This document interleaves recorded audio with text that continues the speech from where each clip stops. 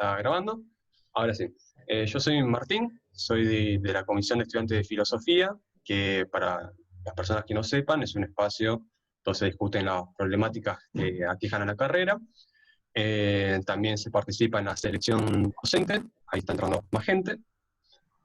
Eh, y también se preparan actividades de índole filosófica, como todos los años se hacía un encuentro llamado el Encuentro Nacional de Filosofía, donde se reunían estudiantes de todo el país en una sede. Este año tocaba La Plata, pero bueno, por las cuestiones de pandemia y cuarentena no se va a poder lograr, al parecer, así que decidimos hacer este ciclo de actividades para hacer más o menos la cuarentena y para no quedarnos sin nada este año. Eh, Perdón que me distraigo, pero sigue entrando gente, y como hablo gente, y aceptando y hablando. Pero bueno, como ya saben, es un espacio abierto, así que si tienen una problemática o si tienen alguna idea para sumar, se pueden acercar al espacio. Por ejemplo, dar una actividad es una opción. Así que, bueno, eso sería la presentación de la COMI. Ahora procedo a presentar a nuestro invitado, que es Germán Prosperi. Está, a ver, creo que sería a mi derecha, no sé si está a la derecha de ustedes. Eh, pero bueno, es un doctor en filosofía bueno, de nuestra casa, de la Universidad Nacional de La Plata. Es también profesor tanto en la Facultad de Humanidades como en la Facultad de Psicología. Lo recordarán de materias como Introducción a la Filosofía o el Seminario de Arqueología de la Psiquis. Y además es investigador de la UNLP. Y, a ver, no entró nadie más. Y trabaja en el CIEFI, que, si no me equivoco, porque no me acuerdo bien las siglas, es Centro de Investigaciones en Filosofía. Ahí estamos. Y bueno, como sabemos que tiene una línea de estudios interesante y es una persona muy copada, decidimos invitarlo para que empiece este ciclo de actividades filosóficas. Así que, Germán, te cedo la palabra. Bueno, muy bien. Hola, ¿qué tal? ¿Se escucha bien? Sí. Sí. Bueno, hola a todos, todas. En principio, bueno, quería agradecer a la Comisión de Estudiantes de Filosofía por la invitación a esta charla que, bueno, que va a continuar. En realidad es un ciclo de charlas que, según me comentaron, van a continuar con otras intervenciones, así que, bueno, esténse atentos porque seguramente estén buenas. Bueno, en principio, digamos, lo primero que quisiera decir es que cuando me propusieron la charla, a mí se me ocurrió, bueno, un tema digamos, y pensé una charla no destinada a, a especialistas, digamos, o a gente que requiera una formación filosófica, sino que es una charla más bien donde voy a abordar algunas cuestiones generales que tienen que ver sobre todo con la práctica, con nuestra práctica, digamos, qué es lo que hacemos quienes nos dedicamos a la filosofía, sobre todo porque, entre otras cosas, cuando recibí la invitación, me comentaban que también iba a haber varios alumnos o alumnas ingresantes, así que me pareció que estaba bueno plantear algunas cuestiones generales acerca de, bueno, ¿qué es esto que hacemos cuando quienes nos dedicamos a la filosofía, ¿no? Tanto a la investigación como a la docencia, como a la divulgación incluso. Yo, la verdad que no me parece, nunca me pareció demasiado interesante esa distinción. Creo que lo importante está en otro lado, y lo importante es si se piensa o no se piensa, o en todo caso, si hay un acontecimiento de pensar o si hay una experiencia de pensamiento, independientemente del ámbito donde eso se produce. Eh, Puede suceder ciertamente en un texto, en un artículo, pero también puede suceder, y sucede con frecuencia en una clase, o en un programa de radio, o en la calle, o no sé, tomando una birra con los pibes y las pibas en la plaza. Afortunadamente el pensamiento filosófico, creo yo, no tiene un espacio privilegiado, ¿no? Sino que es en algún sentido inubicable casi. Digamos, para retomar el subtítulo y parafrasear el subtítulo de Zaratustra de Nietzsche, que es un libro para todos y para ninguno, yo diría que el pensamiento está en todos lados y en ninguno, pero puede actualizarse en cualquier circunstancia de las más variadas. Entonces me parece que la distinción que suele ser bastante frecuente en el ámbito universitario, sobre todo, entre investigación, docencia, en fin, nunca me pareció demasiado interesante en sí misma. Bueno, esa era como una aclaración por un lado. Y la otra cuestión es que me pensé, digamos, para charlar y para ponerlo en todo caso a conversarlo con ustedes, bueno, un poco en qué consiste el pensamiento filosófico y qué es lo que hacemos quienes nos dedicamos a la filosofía, tanto a la docencia, a la investigación, a lo que fuere, y tomando como eje sobre todo cuál es la relación del pensamiento filosófico, de la filosofía, con la historia de la filosofía. Es decir, cuál es la relación entre el pensamiento y la tradición en la cual inevitablemente se inscribe ese pensamiento. Porque es un hecho que siempre estamos dialogando con autores y autoras del pasado, incluso del presente también, ¿no? Y esto es tanto en la docencia, tanto en la investigación, siempre estamos dialogando con autores y autoras, ¿no? Entonces, bueno, ¿cuál es, al menos a mi juicio, la relación entre el pensamiento, la filosofía y esa tradición con la cual dialoga constantemente? Entonces, para hacer esto, digamos, para pensar estas cuestiones, me pareció interesante recuperar dos figuras que se encuentran en dos diálogos platónicos. Una es la figura de Sócrates, ¿no? Que quizás es la más famosa, la figura de Sócrates, que se define a sí mismo o utiliza, digamos, una metáfora o una comparación. Él se compara con un tábano, ¿no? Ustedes conocerán esta imagen que es muy célebre y ha tenido una gran repercusión después a lo largo de la historia de la filosofía, ¿no? Esto se encuentra en la Apología de Sócrates, que es un diálogo temprano de Platón, en el cual Platón de algún modo narra como la crónica del juicio de Sócrates. Y sobre todo la defensa que hace Sócrates, que había sido acusado, la defensa que hace Sócrates de sí mismo, porque él mismo se defiende. Y entonces hay un momento del diálogo y de la defensa de Sócrates, donde Sócrates compara su misión filosófica en la Atenas, estamos en el siglo V antes de Cristo, digamos, en la Grecia clásica, compara su misión en la polis, en la ciudad, con la actividad de un tábano, que es este insecto, y Sócrates dice, bueno, así como el tábano molesta, pincha, digamos, pica a un caballo que está medio adormecido y medio cansado, y lo pica y lo obliga a moverse, a despertarse, de la misma manera, dice Sócrates, el dios, o Teos, me ha puesto en la ciudad, en Atenas, para que yo también moleste, es decir, interpele, refute, haga reflexionar a los ciudadanos atenienses, los despierte, ¿no? Entonces aparece ahí esta primera imagen que yo quería recuperar, que es probablemente la más famosa, del filósofo como aquel, bueno, filósofo o filósofa, por ahí va a ir en patriarcal, porque se me escapa, en modalidad patriarcal, ustedes traduzcan en todo caso, filósofos o filósofas, aparece esta primera imagen, como el filósofo como cuestionador, como quien obliga a reflexionar, ¿no? A no tomar digamos, a poner en cuestión las propias prácticas, los propios valores, las propias ideas, etcétera, etcétera, ¿no? Y a formular interrogantes, ¿no?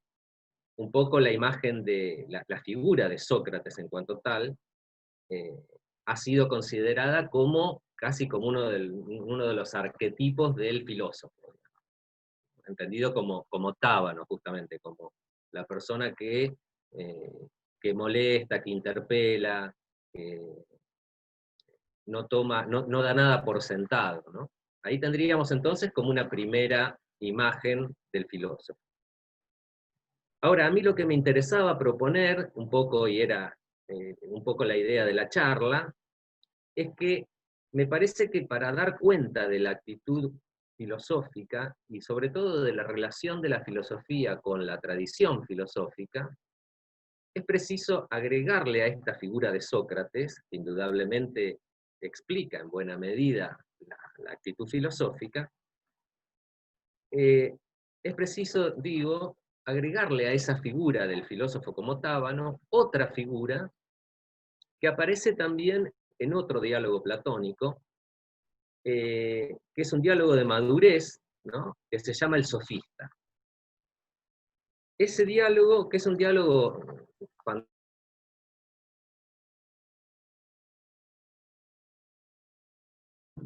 diversos problemas, digamos. A mí no me interesa tanto reconstruir toda la temática del diálogo, simplemente diré esto. Lo que le está interesando a Platón fundamentalmente en ese diálogo es distinguir a la figura del sofista del filósofo. El filósofo es aquel que tiene un verdadero conocimiento, un conocimiento fundado o demostrado racionalmente, y el sofista, en cambio, es aquel que no tiene un verdadero conocimiento, sino que finge tenerlo. Es un simulador, o como dice Platón, es un mago, ¿no? Es una especie de embaucador. Entonces, en el diálogo, Platón va a intentar distinguir estas dos figuras. Bueno, llega un momento del diálogo que, por otro lado, el personaje principal del sofista no es Sócrates, que en general es el personaje central de la mayoría de los diálogos platónicos, sino el personaje de un extranjero, lo cual también a mí me interesa mucho eso. Me parece que no deja de ser sugerente, o al menos a mí me interesa leerlo de esa manera, que el personaje que va a representar esta segunda figura, esta segunda imagen o forma de pensar al filósofo, sea un extranjero, un xenos, dice Platón, ¿no? Ahí uno podría hacer, bueno, por supuesto, la lectura más lineal sería decir que sí, es un extranjero porque es proveniente de la ciudad de Elea, donde era Parménides, otro filósofo presocrático, por eso es un extranjero. Pero creo que se podría hacer aún una lectura más interesante y decir que todo filósofo, por el mismo hecho de ser filósofo, es siempre un extranjero. ¿En qué sentido? Que es un extranjero en el espacio del pensamiento. Y acá pienso un poco, me interesaría hacer una analogía con otro autor, que es Deleuze. Cuando digo Deleuze me refiero a Deleuze, ¿no? Que según tengo entendido son la misma persona. En algún momento sería bueno que alguien escribiese un texto recuperando las críticas de Deleuze a Deleuze. Yo, por mi parte, lo aprobaría con una buena calificación. Pero bueno, Deleuze en un momento habla de la escritura, del escritor literario, y dice, bueno, el escritor es un extranjero dentro de la lengua mayor, o genera una lengua extranjera. ¿Por qué? O hace delirar a la lengua. Bueno, yo creo que lo mismo se podría aplicar en el filósofo. El filósofo es un extranjero en el espacio instituido del pensamiento. Y así como el escritor literario hace delirar a la lengua, me parece a mí que el filósofo hace delirar al pensamiento. Pero delirar en el sentido etimológico del término, del delirare, de salirse del surco. Me parece que es inherente al pensamiento filosófico provocar esos desvíos, esos delirios en ese sentido literal, etimológico, ¿no? Bueno, entonces, volviendo al sofista, ¿qué me interesa de este personaje del extranjero? Para pensar también la figura del filósofo y la relación entre el filósofo y la tradición. Me interesa fundamentalmente un momento particular del diálogo en el cual el extranjero se ve en la necesidad, o Platón a través del personaje del extranjero, se ve en la necesidad de tener que refutar a Parménides, o al padre Parménides. Se ve en la necesidad de tener que cometer, como dice Platón, un parricidio, ¿no? Bueno, es decir, ha venido argumentando en el transcurso del diálogo y llega un momento en donde, para poder demostrar en realidad que los juicios falsos son posibles y que el sofista profiere juicios falsos, tiene que demostrar que hay un cierto tipo de no ser que es. Lo cual significaba ir en contra de lo que había afirmado Parménides. Ustedes recordarán que Parménides, de algún modo la premisa o la máxima de Parménides, era el ser es, el no ser no es, ¿no? Bueno, Platón llega a un momento del sofista donde se da cuenta, se encuentra en una situación incómoda, hay todo un dramatismo, o al menos a mí me gusta leerlo de ese modo, porque es casi como una obra teatral. Es una situación incómoda de tener que matar al padre. En este caso es el padre Parménides, lo nombra de ese modo Platón, ¿no? Justamente porque lo veneraba. Platón era un admirador, era de la filosofía de Parménides. Pero llega un momento del diálogo en donde se ve obligado. Fíjense, les leo ahí un pasaje breve. Dice el extranjero: para defendernos debemos poner a prueba el argumento del padre Parménides y obligar a lo que no es a que sea en cierto modo, y recíprocamente a lo que es a que de cierto modo no sea. Es decir, se ve obligado a tener que decir exactamente lo contrario de lo que había afirmado Parménides, ¿no? Y un poco más adelante dice esto el extranjero: ¿sabes que hemos desobedecido a Parménides más de lo permitido? Yendo en nuestra búsqueda más allá de lo que él permitía examinar, hemos llegado a una demostración. Hemos demostrado no solo que existe lo que no es, sino que pusimos en evidencia la existencia de la forma que corresponde al no ser. Bueno, ¿qué me interesa de esto? Fíjense el modo que tiene Platón de plantear esta situación, esta escena, ¿no? Se han visto que uno percibe la incomodidad de Platón, del extranjero. No quisiera hacer eso. Lo más fácil hubiese sido, bueno, no, para Parménides decía que el ser es y el no ser no es, entonces, bueno, busquemos otra vía. Y sin embargo no hace eso el extranjero. Lo que hace es refutarlo a Parménides. Es decir, por eso dice Platón, el término clave de todo este pasaje es un término que utiliza Platón en un momento y es patraloias, que significa parricida.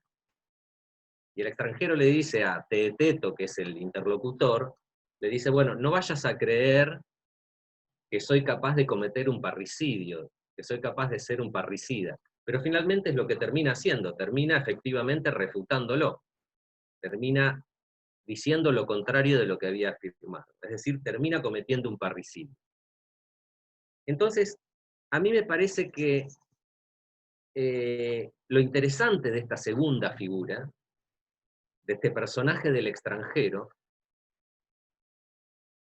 es que ahí tendríamos, digamos, es que aparece este otro aspecto, me parece a mí, que es inherente al pensamiento filosófico, y que no es ya meramente el filósofo como aquel que argumenta, que cuestiona, que formula preguntas, es decir, que actúa como un tábano, que sería la figura de Sócrates, sino que acá aparece otra figura a partir del extranjero, y es justamente la figura que muestra que llegado un determinado momento es preciso cometer un parricidio.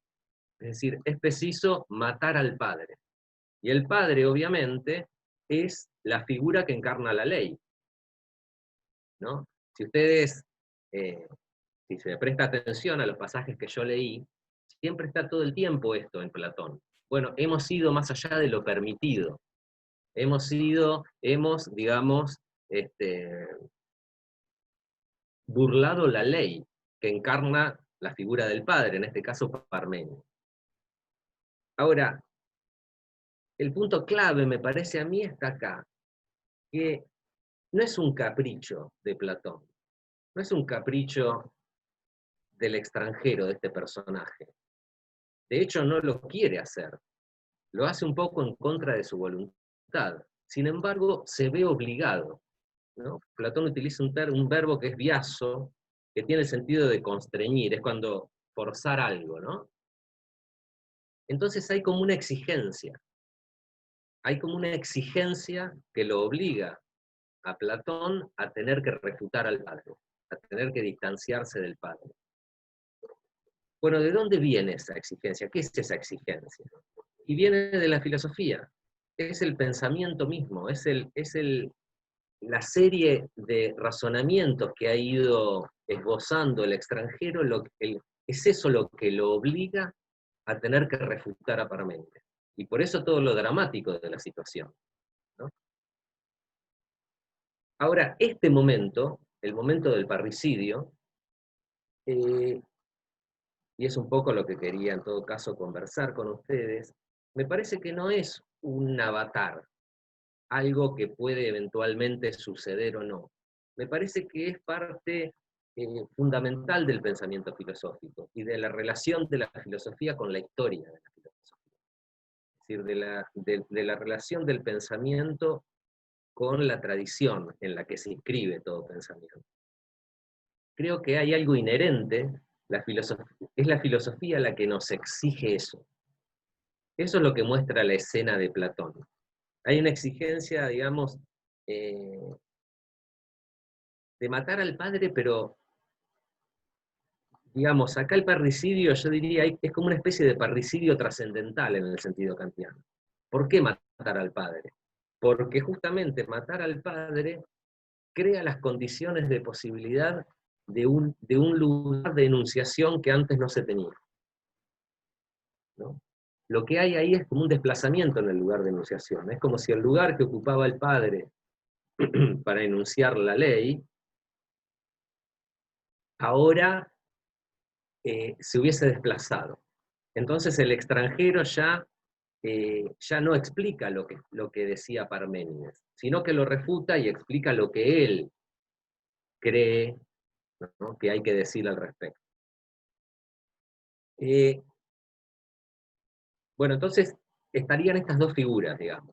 La imagen del filósofo como tábano, es decir, Sócrates, el que interroga, el que formula preguntas, el que cuestiona, y esta otra imagen, la imagen del extranjero, del filósofo como, a partir del personaje del extranjero, como parricida. Yo diría esto: si Sócrates nos enseña a preguntar, y por supuesto las preguntas están en el corazón de la filosofía, ¿no?, son algo así como el motor de la filosofía, el extranjero, que es el parricida, nos enseña de algún modo que para responder esas preguntas es necesario matar al padre. Por eso el parricidio es casi como un parricidio trascendental, en el sentido de que anular ese lugar de enunciación, digamos, acá después voy a matizar, no es que se suprime totalmente, no es eso el gesto, pero sino sí asumir otro lugar de enunciación, ¿no? Y entonces es ahí donde sí pueden ser respondidas esas preguntas. Ahora, ¿qué significa entonces finalmente matar al padre y asumir un nuevo lugar de enunciación? Bueno, significa ni más ni menos que asumir un nombre propio. Asumir un nombre propio. El lugar de enunciación hace referencia a un nombre propio, pero acá habría que aclarar algo también, me parece, que no hay que pensar que el nombre propio hace referencia a una especie de identidad personal o de yo cerrado en sí mismo y hermético, sino que el nombre propio en algún sentido es lo más impropio que hay. No es, y además es siempre una máscara el nombre propio. A mí me parece que entre los autores que más han reflexionado, y vuelvo sobre esta cuestión del nombre propio, se encuentra Deleuze, y vuelvo a recordarlo, y les quiero citar un pasaje de un texto nada más. En realidad, en muchos textos diversos, Deleuze ha dicho cosas que me parecen muy, muy atinadas respecto al nombre propio. Pero les leo una sola, digamos, un pasaje. Fíjense, al lado de la pretensión de todo individuo de afirmarse como sujeto, perdón, no es esa, es esta. Es curioso decir algo en nombre propio, dice Deleuze, porque no se habla en nombre propio cuando uno se considera como un yo, una persona o un sujeto. Al contrario, un individuo adquiere un verdadero nombre propio luego del más severo ejercicio de despersonalización, cuando se abre a las multiplicidades que lo atraviesan enteramente, a las intensidades que lo recorren. Bueno, ese es el pasaje de Deleuze, ¿no? Que está en un libro que se tradujo como Conversaciones. Pero fíjense, ¿qué es lo que señala Deleuze acá? Que, bueno, el nombre propio es una máscara, pero que no remite a un sujeto individual. El pensamiento nunca es individual. Siempre hay una multitud en juego. Siempre hay, diría yo, un pueblo detrás de todo sujeto, ¿no? Y esto se lo ve, por ejemplo, incluso quienes, incluso en los casos donde se escribe en soledad, se piensa en soledad o de forma solitaria, pienso en eso, en los casos, por ejemplo, de escritores como Kafka o como Dostoyevsky, El hombre del subsuelo, Kafka encerrado ahí en Praga, en un sótano. Bueno, en estos casos de estos autores supuestamente solitarios, y siempre, sin embargo, la escritura remite a un pueblo, siempre hay un pueblo ahí. Digamos, hay un pueblo, hay una multiplicidad, y la escritura en cuanto tal es un asunto popular en ese sentido. En Kafka es muy evidente esto, y el mismo Deleuze lo ha desarrollado, esta idea. Pero también en Dostoyevsky, por ejemplo, está escribiendo en el subsuelo, pero todo lo que dice está atravesado por la situación del pueblo ruso, etc. Pero incluso en un nivel ontológico, diría. Un sujeto cerrado sobre sí no existe, ¿no? Estamos todo el tiempo permeados por elementos que nos constituyen y por fuerzas que nos constituyen y que no son del orden de lo subjetivo, ni siquiera de lo humano, muchas de ellas, ¿no? Bien, bueno, entonces a mí me da la sensación de que matar al padre supone asumir un nombre propio en este sentido. Es decir, ya no tanto limitarse a explicar lo que dijo el padre, sino comenzar a enunciar desde otro lugar, ¿no? Entrar en conflicto con el padre. Y me parece que este segundo paso es fundamental de dar. Me parece, yo diría que hay como dos grandes momentos, me parece a mí, cuando uno hace la carrera, o al menos es lo que me pasó a mí. Creo que hay un primer momento que es como de un deslumbramiento, o de un enamoramiento. Entrás a la carrera y te empezás a encontrar con un montón de autores y autoras, y ahí, bueno, te deslumbrás y te enamorás. Hay un enamoramiento con la escritura y con el pensamiento de ciertos autores o autoras con las cuales conectás, como pasa con las personas. Y esa conexión es fundamentalmente afectiva, al inicio. Y eso para mí tiene que ser así, está buenísimo que sea así, que nos relacionemos afectivamente con el pensamiento y con la filosofía y con los autores y las autoras. Porque si no está eso, no pasa nada. Si no está esa conexión afectiva, y que haya una conexión afectiva significa que cada vez que pensamos filosóficamente, de alguna manera la vida misma, nuestra vida, está puesta en juego en eso. Es comprometerse en ese sentido visceral con el pensamiento. Y ahí ocurre, en general, a todos y todas, nos habrá ocurrido, empezás la carrera y te deslumbrás, porque empezás a conocer un montón de autores, temas, pensamientos, y cosas con los cuales te enamorás, con este vínculo afectivo. Y también sucede algo muy extraño, casi misterioso, ¿no? ¿Por qué conectás de repente con ciertos pensamientos y ciertas escrituras? Es como te conmueven de un modo que otros no.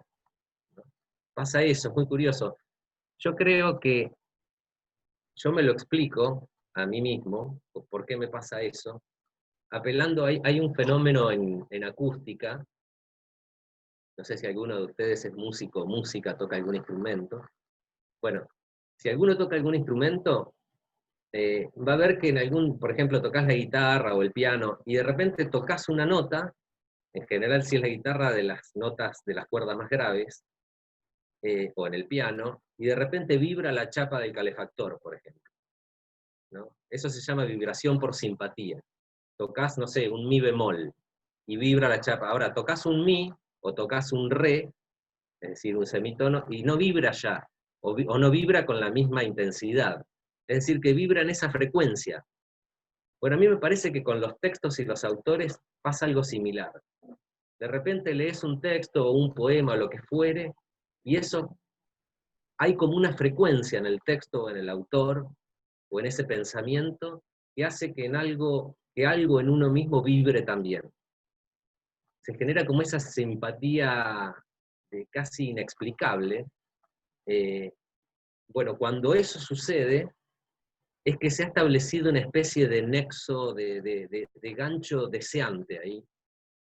Y entonces ahí hay que darle para adelante. Has encontrado a tu pareja filosófica, digamos, ¿no?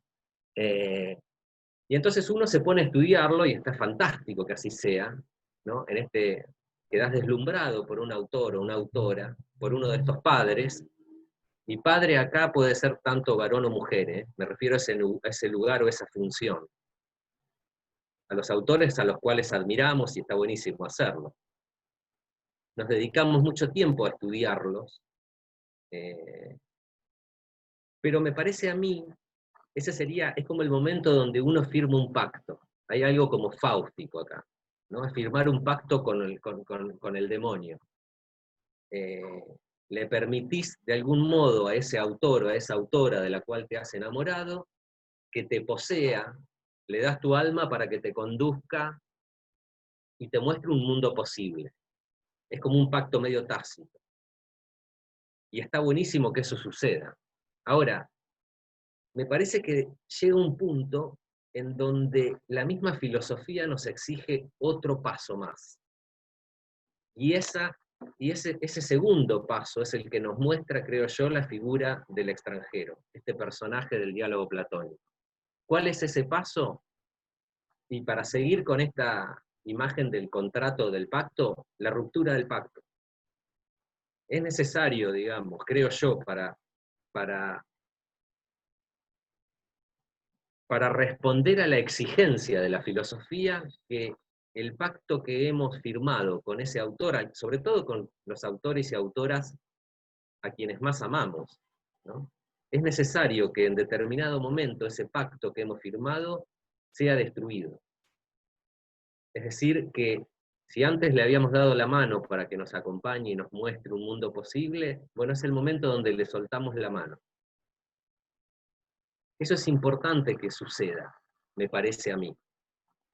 Ese segundo momento, donde se rompe, pero porque de alguna manera en el mismo contrato está establecido, como si la última cláusula de este contrato firmado establece que el contrato se autodestruya. Digamos, si se trata de verdaderamente un pacto amoroso y filosófico, bueno, entonces ese contrato, ese pacto, contempla en su última cláusula que el pacto se rompa. Digamos, contempla que el autor, el padre, debe ser traicionado. Pero lo interesante acá es que esa traición es uno de los mayores gestos de amor hacia el autor. ¿Por qué lo traiciono? Y lo traiciono porque lo amo, pero no es que lo amo tanto, no es que amo tanto los contenidos de su pensamiento, Lo que amo fundamentalmente es la relación que el autor tiene con el pensamiento. ¿Se entiende esto? Sobre todo, lo que me exige la filosofía, no es que ame, por supuesto que también uno ama, por supuesto que se ama siempre a los pensamientos, yo ya hay autores que los amo profundamente y autoras. Pero lo importante está en que el mayor gesto de amor, incluso para quien funciona como padre, es sentirse traicionado en este sentido, ¿no? Lo mejor que te puede pasar, que nos puede pasar, si intentamos pensar alguna cosa, es que venga alguien y te dice, no, no estoy de acuerdo con esto. La verdad que yo creo esto otro y te lo refute. Bueno, eso, bienvenido sea que suceda algo así. Pero ¿por qué bienvenido sea? Porque eso significa que el pensamiento está siendo tomado en serio, ¿no? Por eso es una exigencia, es muy exigente la filosofía en ese sentido, al menos tal como yo me la tomo, porque nos exige ponernos en juego todo el tiempo en el pensamiento. Es decir, porque matar al padre, asumir un nombre propio, es correr un riesgo. Es arriesgado, es como saltar al vacío, porque precisamente no está más esa instancia, esa figura en la cual nos podíamos apoyar o escudar. Bueno, si hay algún error o hay alguna crítica para hacer, yo estaba explicando lo que dice X, el padre. En todo caso, habrá que hacérsela al padre. Bueno, no. Si uno asume el nombre propio, el error lo cometés vos. Bueno, entonces ahí hay un riesgo, hay como un salto al vacío, pero que a mí me parece bastante importante de que se dé. Y sobre todo, de fomentar eso. A mí me interesa fomentar mucho este segundo momento, la ruptura, digamos, del pacto. Uno podría preguntarse, bueno, ¿por qué es tan difícil esto? ¿Por qué a veces resulta difícil soltarle la mano al padre y asumir un nombre propio? Bueno, uno podría dar muchas explicaciones de esto, de índole psicológica, porque por supuesto, todos tenemos un montón de inseguridades, es difícil, hay un temor muy difundido creo yo, en la institución universitaria, de la cual yo formo parte y valoro un montón, pero hay como un temor a equivocarse, o a cometer un error. Es una locura eso. No se puede pensar con todo eso. Yo creo que hay que... y el riesgo de asumir un nombre propio es de cometer errores. No hay que tenerle temor al error, creo yo. Ahora, por supuesto que hay inseguridades, hay un montón de cuestiones, pero yo creo que se juega algo del orden de lo existencial, me parece a mí.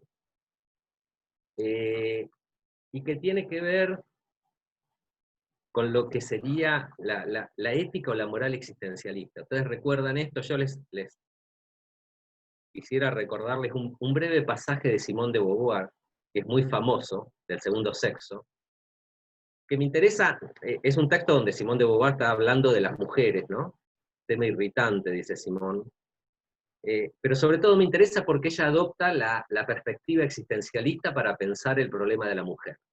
Entonces está hablando de la situación de opresión de las mujeres, y en determinado momento dice, bueno, hay veces que son cómplices las mujeres de esa situación de opresión, porque resulta muy difícil, y ahí es donde mete la cuestión existencialista, muchas veces resulta muy difícil asumirse como sujeto libre. Es decir, evitar la angustia de tener que hacerse cargo de las propias decisiones, qué sé yo. Lo que Sartre más o menos llamaba actuar de mala fe, ¿no?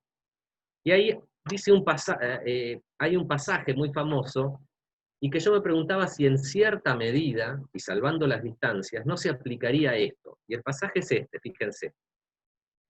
Al lado de la pretensión de todo individuo de afirmarse como sujeto, que es una pretensión ética, también hay en él la tentación de huir de su libertad para constituirse en cosa. Es ese un camino nefasto en cuanto que pasivo, alienado y perdido. Resulta entonces presa de voluntades extrañas. cercenado en su trascendencia, frustrado de todo valor. Pero es un camino fácil. Así se evitan la angustia y la tensión de una existencia auténticamente asumida. Ese es el pasaje, digamos, que es muy célebre. Ahora, yo me preguntaba si no hay algo de esto que se juega también en la asunción o no del nombre propio. Porque acá también, justamente, significa asumir una cierta angustia y incertidumbre de que ya no es otro en el que te escudás. Ya no está el padre ahí, ¿no? Bueno, lo dejo esto como abierto en todo caso. Digamos, yo creo que, para ya ir medio cerrando, pero yo creo que me da la sensación de que a veces la propia institución universitaria, la academia,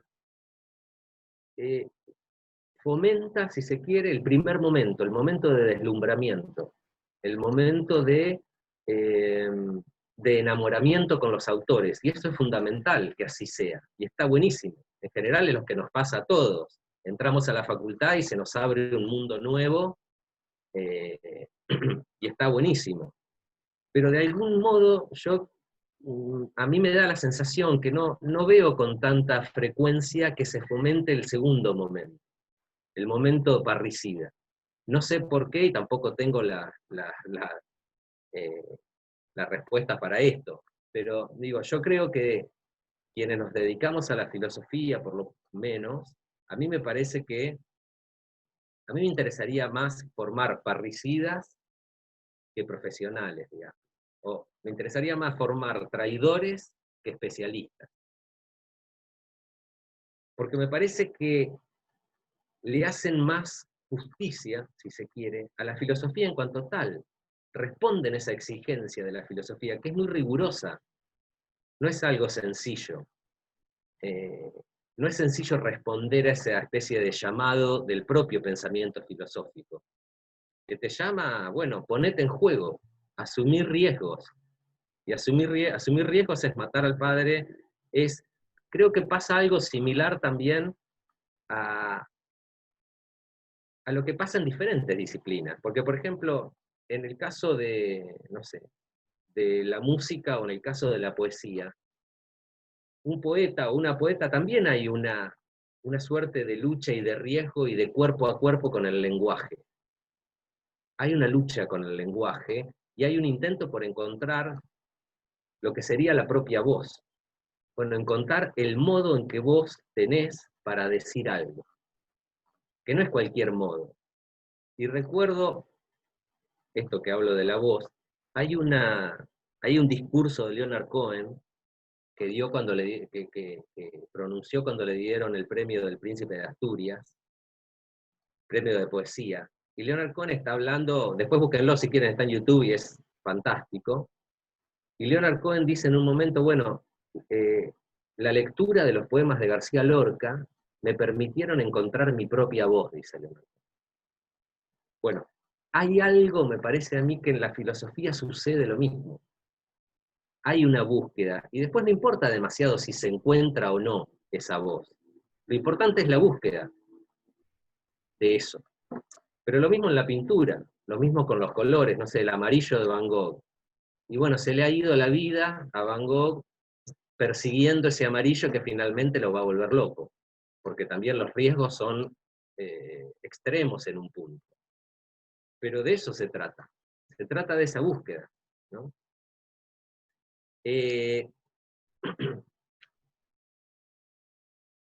Entonces,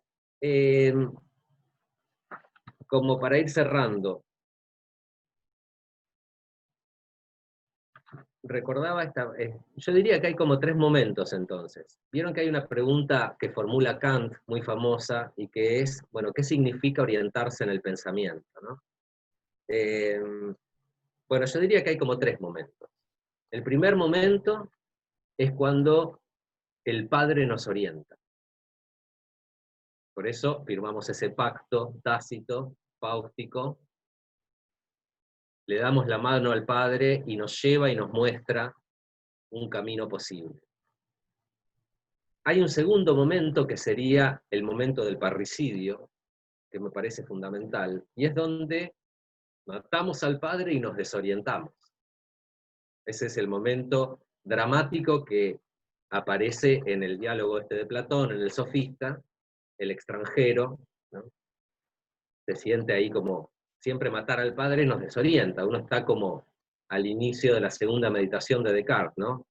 Yo que quería encontrar un suelo firme y estoy en aguas muy profundas sin poder hacer pie. Bueno, es ese momento de desamparo y de abandono y de pérdida. Pero es justamente ¿por qué? Porque se ha dado ese salto al vacío.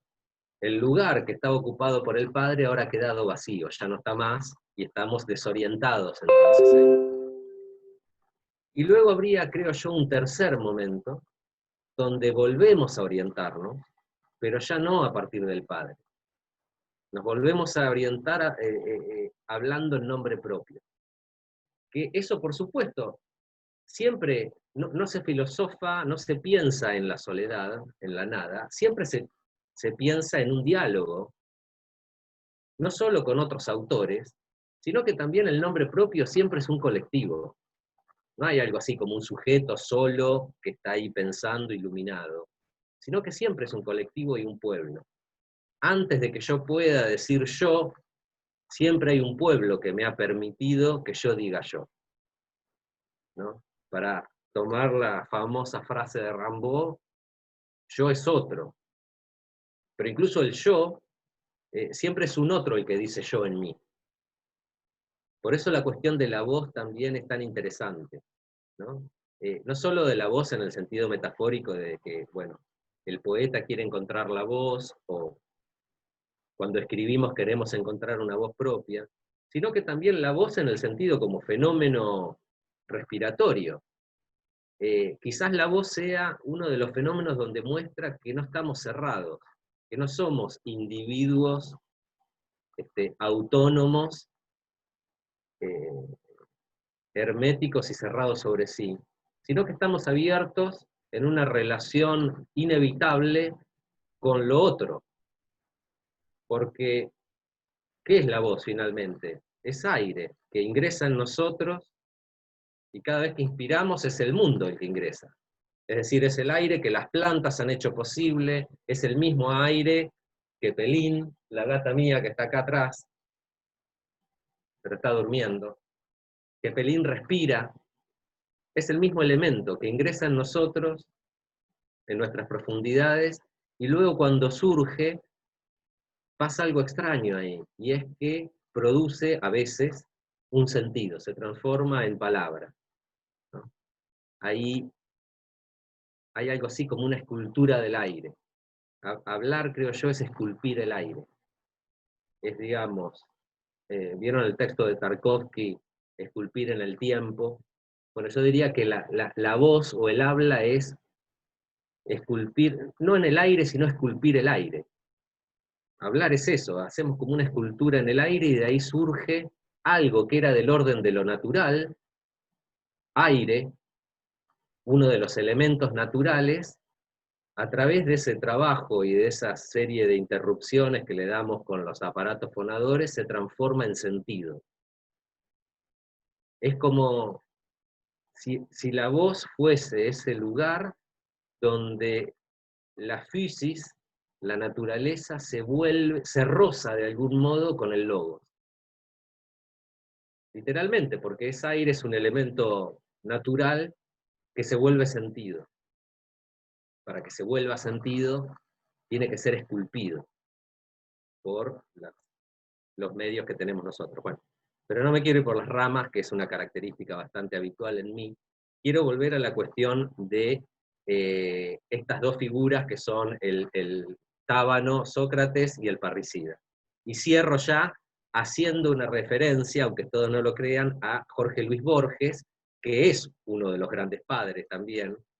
Fíjense que he hablado de grandes padres, Platón, que Platón es algo así como el archipadre de la tradición filosófica, Yo creo que en la historia de la filosofía hay dos grandes padres, que son Platón por un lado y Hegel. Son como estas dos grandes figuras paternas.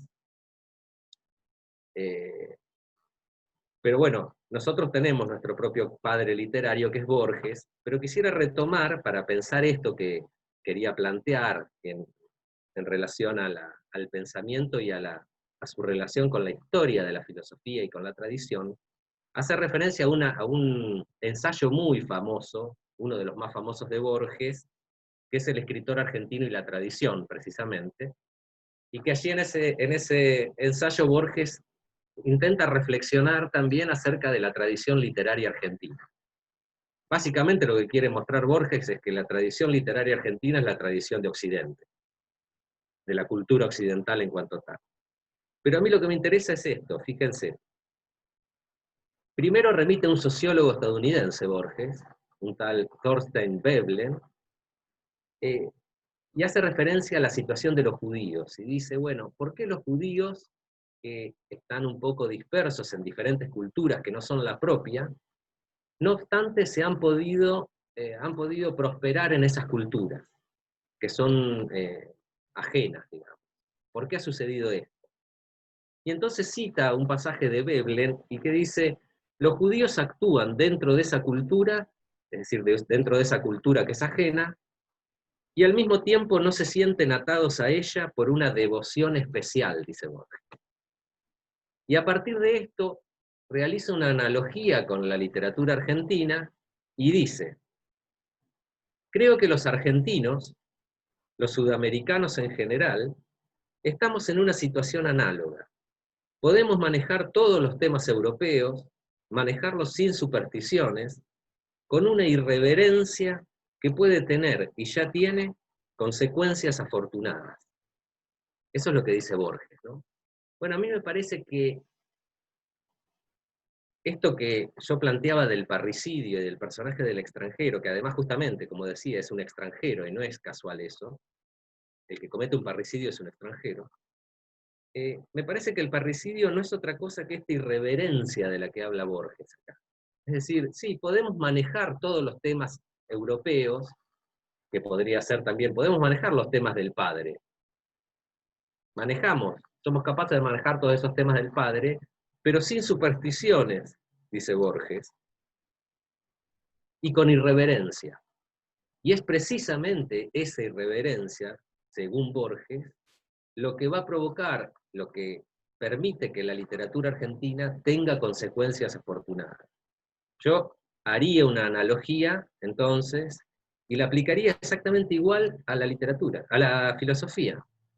Bueno, es esa irreverencia con la cual podemos manejar los temas del padre, de la paternal Europa o de la paternal qué sé yo, y manejarlos sin supersticiones, casi de una manera lúdica, pero lúdica no en el sentido de liviana.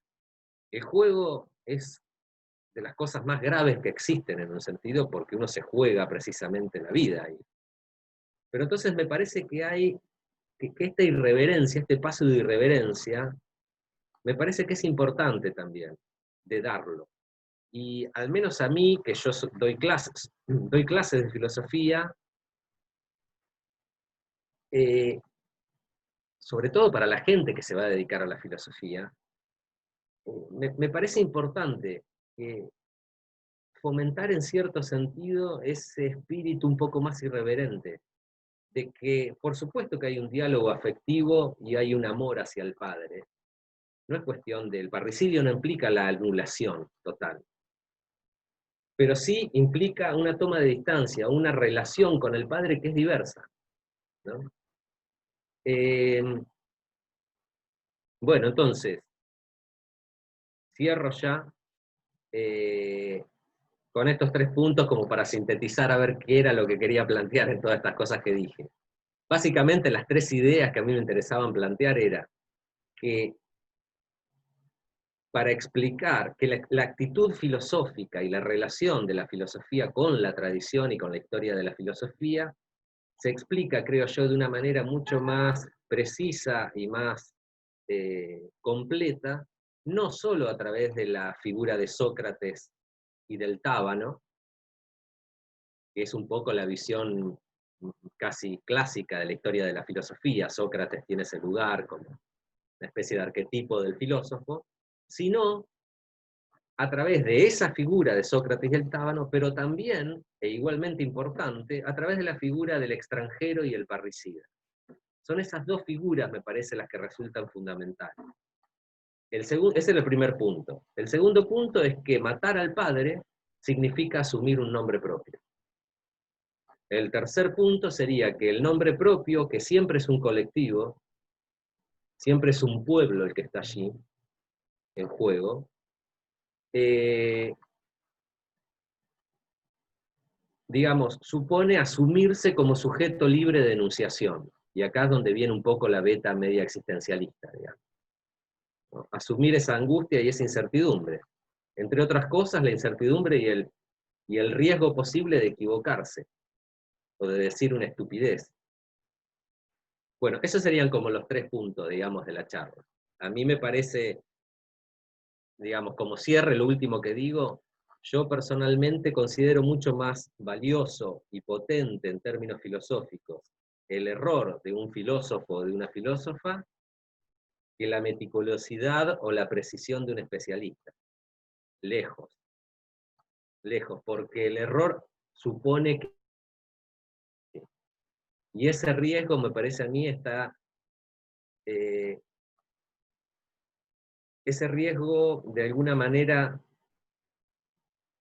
custodia lo que es el espíritu mismo de la filosofía, creo.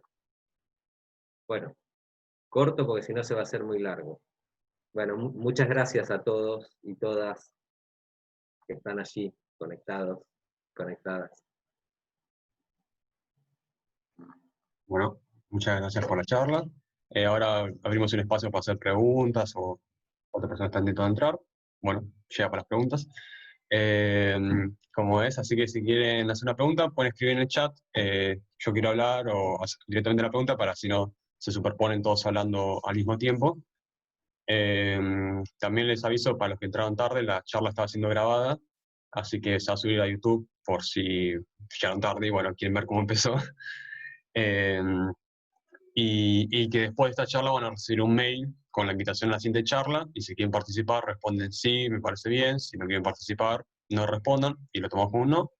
Así que, bueno, nada, si alguien quiere hacer una pregunta de eso, avisan, y si no, bueno, no sé. Dice a preguntar, acá dice Adriana Soma.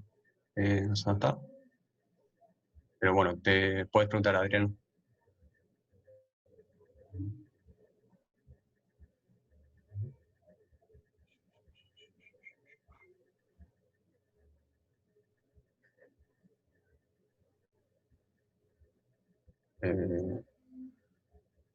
Como es, tendrías que prender el micrófono o escribir la pregunta.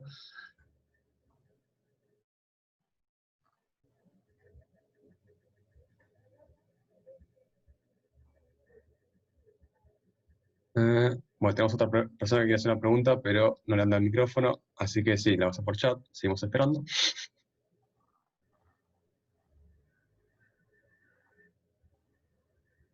Acá yo veo los chats.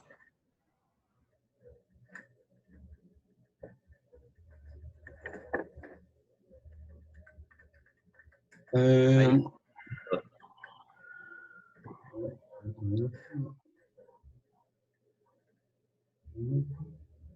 Bueno, sí, puedes preguntar, Pablo, ¿cómo es? Ya que estás el micrófono ¿Se abierto. escucha? Sí, ¿Se escucha? ¿Sí? sí. ¿Germán? Sí, escucho, escucho. Vos te preguntabas por qué la institución no promueve, digamos, ese segundo momento. O sea, promueve el primer momento, ¿no? De ese, digamos así, enamoramiento, pero no ese segundo momento de ruptura. Ahora, la institución es el padre.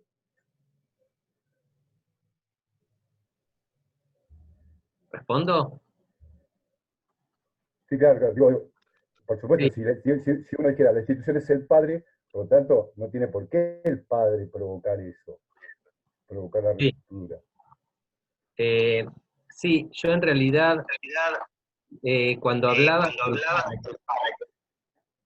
me refería sobre todo, más que nada lo estaba pensando en función de los autores y autoras, que ocupan,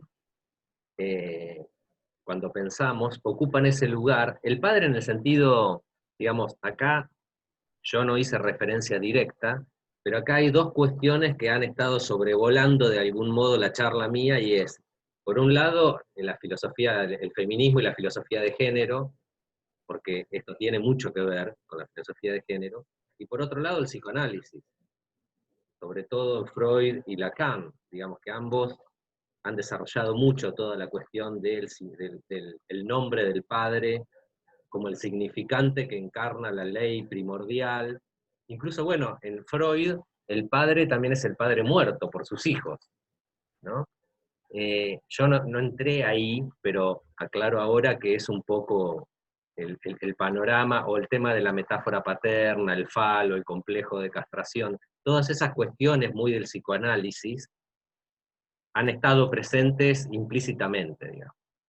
Ahora, entonces cuando yo me refiero al padre, la figura del padre, me refiero en el sentido de que creo que muchas veces nuestra relación como gente que se dedica a la filosofía con los autores a los cuales estudiamos y a los cuales admiramos, y que está buenísimo que eso sea así, tiene que ser así.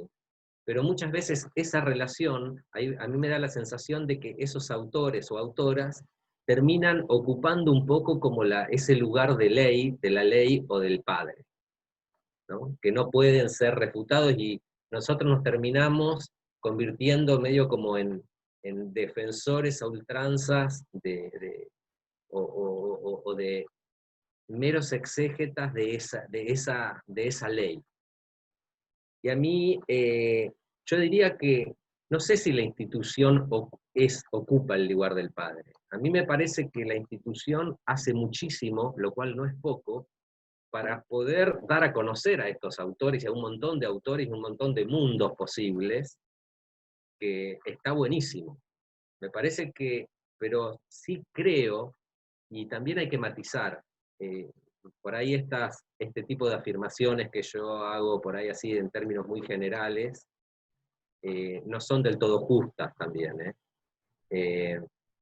Pero digo, me parece que es mucho más frecuente ver eh, esta relación de veneración por los autores y de estudio y dedicarse años a estudiar a un autor, cosa que yo he hecho y me parece que está buenísimo. Creo que es fundamental hacerlo.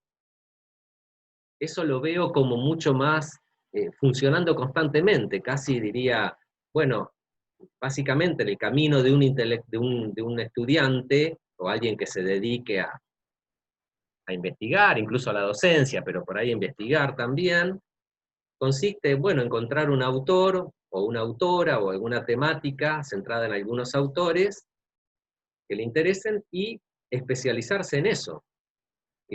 Vuelvo a repetir, yo creo que está muy bien eso, es muy valioso. Lo que no veo tanto, me parece, es ese segundo momento donde ya se le suelta la mano a todos.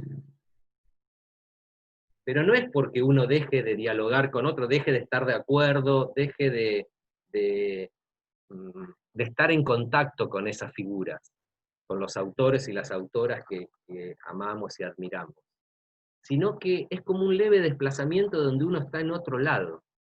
Parece un poco, hay una historia judía de los rabinos que la transmite Eric Bloch en un pasaje, y después también la glosa Benjamin, que aparentemente la había escuchado de Scholem, y es que la venida del Mesías no supone un gran cambio y una catástrofe, sino que todo permanece igual, salvo un ligero desplazamiento, dice esta tradición, ¿no? El reino mesiánico es el mundo este profano, nuestro mundo, solo que se ha operado un ligero desplazamiento. Bueno, algo pasa también con el parricidio, con este segundo momento. No es que uno está, bueno, empieza a hablar de la nada o qué sé yo, sino que hay como un ligero desplazamiento en el lugar de enunciación. Nos relacionamos con los autores, nos relacionamos con el padre, pero desde otro lado, desde otro lugar. Yo no sé, yo no diría que la institución funciona necesariamente como el padre, quizás, sino que más bien muchas veces hay ciertas lógicas, o no sé bien qué, porque no es un tema que yo tenga tan pensado, tampoco. Pero me parece que muchas veces se genera como este temor al error o a la equivocación, o a tener una impronta un poco más lúdica o más irreverente, como lo decía Borges, respecto a la filosofía y a nuestra relación con los padres y las figuras autorizadas, digamos. Y a mí me parece que es interesante eh, romper un poco eso, ¿no? Pero romperlo incluso desde adentro de la misma institución, porque creo que es rico para la propia institución que suceda eso. A lo que voy es que me parece que desde la misma institución estaría buenísimo que se fomenten, no sé cómo, yo al menos trato de hacerlo en la medida de lo posible, cuando por ahí me encuentro con cosas que creo que logro detectar una cierta irreverencia, pero acá también hay que hacer una aclaración. Esta irreverencia de la que habla Borges, o la irreverencia, supone un gran rigor. No es cuestión de decir cualquier cosa de cualquier autor. Por eso esta exigencia de la filosofía es una exigencia de verdad. Es una exigencia donde es muy difícil, pero es un riesgo que a mí me parece que es fundamental correr.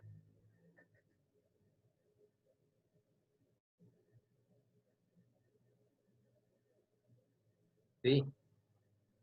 ¿Puedo repreguntar? Sí, sí. ¿Me escuchás, Germán? Sí. Se me cortó recién, escuché una parte.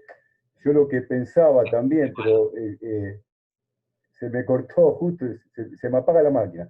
Bueno, pero yo lo que pensaba, capaz que lo dijiste, viste, y no lo escuché, pensaba también.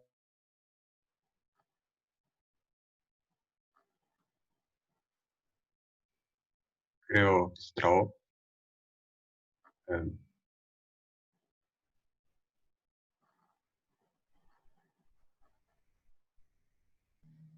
Bueno, le mandamos el link cuando termine la charla y va a escuchar la respuesta, así pasamos sin ahora sin preguntas.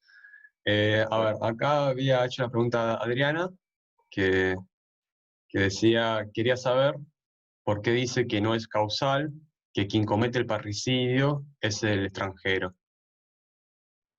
Que no es casual. Casual, perdón. Sí, ahí, porque a mí me interesaba, me parecía que estaba buena el hecho de que este segundo momento, esta segunda imagen del filósofo, de la filósofa, fuera precisamente el personaje fuese un extranjero. Me parecía que ahí había una relación, o que al menos podía ser leído de esa manera, que hay una relación entre la figura del extranjero, del xenos, que es el término que utiliza eh, Platón, y el filósofos, digamos. Estos dos términos, porque incluso eh, cuando comienza el sofista, que está Sócrates con Teodoro, y Teodoro le presenta a Sócrates, le presenta el personaje del extranjero, y le dice, este tipo que viene de Elea, donde era Parménides, es un extranjero y un filósofo. Senos kai filósofo. ¿No? Entonces, a mí la lectura que me interesaba hacer era que no interpretar meramente en términos geográficos, que este personaje era un extranjero porque venía de otra ciudad, sino en el sentido de que todo filósofo, por el hecho de ser filósofo o filósofa, es un extranjero inherentemente, esencialmente. ¿Por qué? Bueno, por lo que decía, porque pensar siempre significa situarse en un espacio de pensamiento. Uno no piensa desde la nada, sino que piensa en un cierto espacio, en una cierta tradición. El pensamiento se inscribe en esa tradición y en esa historia. Ahora, el que comete el parricidio se convierte en una especie de extranjero en ese espacio, porque se sale de ese espacio de alguna manera. Por eso yo hacía esa analogía con lo que decía Deleuze de la literatura.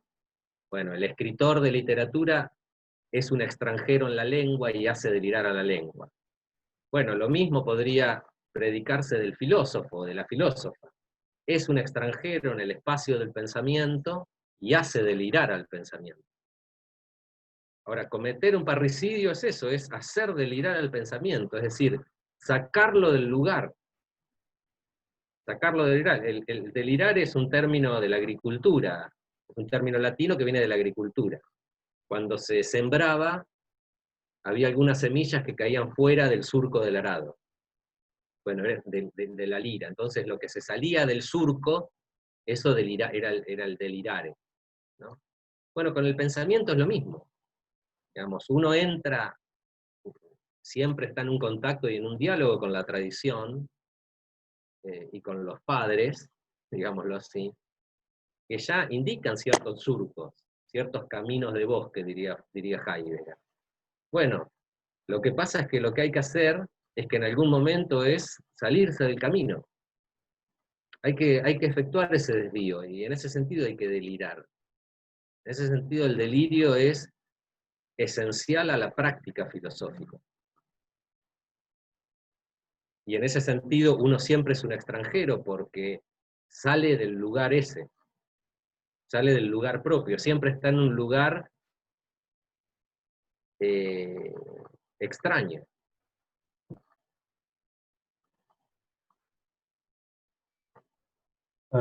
Bueno, Julián tiene que escribir su pregunta, así que espero que la mande al chat. Si no, también está Trilce. No sé si querías escribir tu pregunta o puedes prender el micrófono y hablar. Y después, por último, estaría Nicolás. Acá está la pregunta de Julián. Dice, mi pregunta era parecida a la que hizo Pablo hace un rato, si el hecho de que la academia no promueve el parricidio no se debe tal vez a que ella misma ocupa el lugar del padre, pero sin excluir en la pregunta de que la academia sea o pueda ser al mismo tiempo también parricida. También quería agregar la cuestión colonial en la pregunta. En el hecho de que tal vez la filosofía en Latinoamérica es extranjera y la academia, punto suspensivo, no sé, una embajada. Claro. Bueno, sí, yo matizaría respecto a no sé si, no identificaría la academia o la institución con la figura del padre. Me parece que me resultaría, o me resulta, creo, más justo y más pertinente pensarla en términos anfibológicos. Son como dos tendencias, en todo caso, en conflicto, pero también es desde adentro. Lo más interesante es que desde la propia institución te brinda las herramientas para poder efectuar ese parricidio. Eso es lo interesante también, porque por eso decía que el primer momento no es menor, y es fundamental estudiar a los autores, y no solamente estudiarlos, sino admirarlos y venerarlos. Por eso Platón dice en el Teteto, se refiere a Parménides como un filósofo venerable y terrible, que son como dos rasgos muy característicos del padre. Al padre se lo venera y se lo teme, ¿no? Bueno, a mí me parece que la propia institución y la propia academia brinda en parte las herramientas para poder dar ese segundo paso. Porque, por eso decía que no es sencillo, es muy rigurosa esa exigencia de cometer un parricidio. Bueno, no es fácil eso. Lo que yo digo, y no siempre se logra aparte, lo que yo digo es que me parece que está buenísimo y responder a esa exigencia, a esa suerte de llamado que de la propia filosofía, como el personaje del extranjero. Yo creo que lo que sí diría es que me parece que es mucho más habitual encontrarse en la universidad con el primer momento, digamos, el estudio de un autor, ese primer momento donde uno firma el pacto con ese autor, y lo estudias, y en general siempre uno se relaciona de un punto de vista afectivo, deseante. Hay algo del deseo allí, afortunadamente, quiero creer al menos, ¿no? Y no veo tanto, lo veo con mucha frecuencia en la universidad, y lo celebro que así sea. Pero por algún motivo no veo tanto el momento de ruptura con eso. Ahora, porque finalmente también la academia somos nosotros, no es que hay una especie de monstruo ahí que está moviendo cables. Por algún motivo no sucede tanto, o al menos yo no lo veo con tanta frecuencia. Entonces me pregunto, que creo que tiene que ver con algo que se genera con inseguridades y con temores, porque a veces es más sencillo explicar lo que dijo el padre que explicar lo que uno dice, porque ahí, claro, te sometes a un montón de críticas y de problemas, pero uno podría decirlo, tal vez hay cuestiones más de inseguridades psicológicas, no sé. Yo creo que hay algo que no tiene que ver con la cuestión de psicología individual. Pero, repito, no es un tema que yo lo haya pensado ni que conozca profundamente, la verdad. Lo mío es más bien como una intuición y como una visión muy, no sé, muy cuestionable, tal vez. Yo no confiaría mucho en lo que digo yo.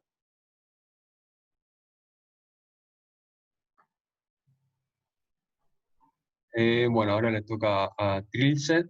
Eh, ahí prende el Hola, micrófono. Hola. ay, paren que pongo la cámara, que obvio que... La querida Trilce. Hola, bueno, nada, ¿cómo va? Muchas gracias por la charla, me sirve así de terapia, porque estoy a 5 años de una ruptura muy fuerte con Agamben, y creo que todo esto me hiló mucho. Eh, Tengo, creo, varias preguntas sobre distintos puntos. Eh, Como el tábano y el parricida, cuando yo me imaginaba sobre qué iba a ir esta charla, como dos figuras de la dialéctica, ¿no? El tábano, las preguntas que le va haciendo, pero el parricida como esa forma de dialogar y poder contradecir al otro y armar un diálogo con el padre. Pero después en la charla no me quedó claro cómo era este modo de la ruptura con el parricida, ¿no? Porque en el momento de soltarle la mano, y está el problema, ¿no? Con adquirir una voz en no necesitar decirle, en no citarlo como autoridad, ¿no? En salirse del escudo de, bueno, Deleuze dice en el Antiedipo que, y tener una enunciación propia, y eso vos lo hilás con Beauvoir, Sartre, que me parece que tenían otra idea de intelectual, ¿no? Entonces, y como que decías, bueno, el problema de equivocarse, ¿cuál es el problema de decir una estupidez? Y me parece que el lugar de la responsabilidad que tenía Sartre era que esa estupidez que hizo el intelectual después se repite, ¿no? Y entonces asumir la voz para también, bueno, si te equivocás, nada, te equivocás y todos seguimos dialogando, ¿no? Pero si esa ruptura con el padre de asumir la propia voz era como más soltarle la mano, o esa otra cosa que pasa con la filosofía, en la cual llega un momento en el cual podemos discutir con ese autor que amamos, e incluso, bueno, no sé, como Agamben dice, como descubrir lo que queda oculto en la obra, o dar ese paso adelante de extender o contradecir un argumento. No sé, pienso cuando dice, bueno, está muy bien lo que estaba pensando Foucault, pero en realidad siempre fue biopoder, fue siempre un manejo biopolítico, todo,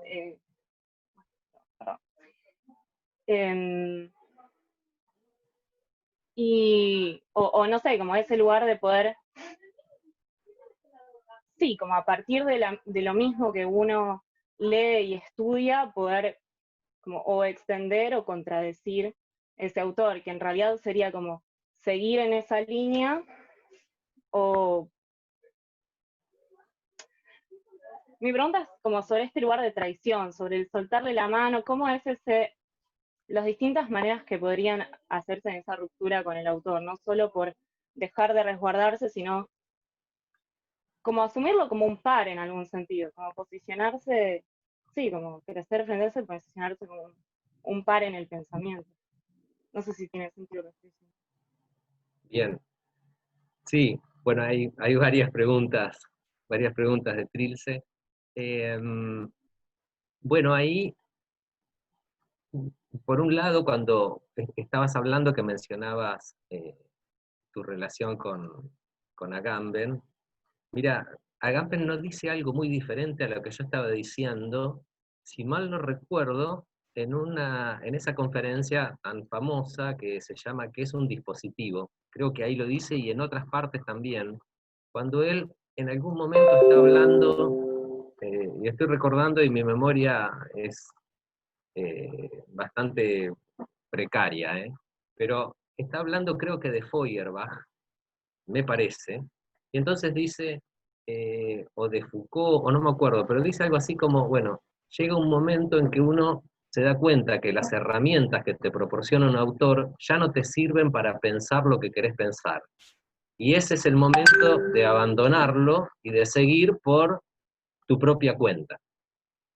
Quizás agarrándose de otro autor, ¿no? O de otra autora. Bueno, eso es. Y también tiene que ver, me parece, con un poco, esta idea de irreverencia es un poco perderle el respeto a los grandes padres. Es decir, hablar de igual a igual, porque si no resulta que, es decir, copiarle, como yo les decía, copiarle de qué manera ellos y ellas piensan, de qué manera ellos y ellas hacen filosofía.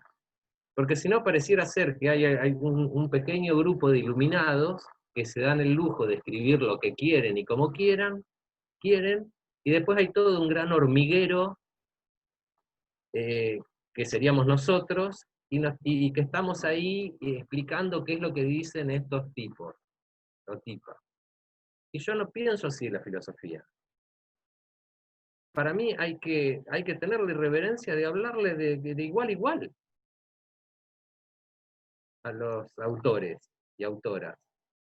Pero porque hablándoles de igual a igual es la única manera de amar, creo yo, y de estar a la altura de lo que nos exige, no ya esos autores, sino la filosofía en cuanto tal.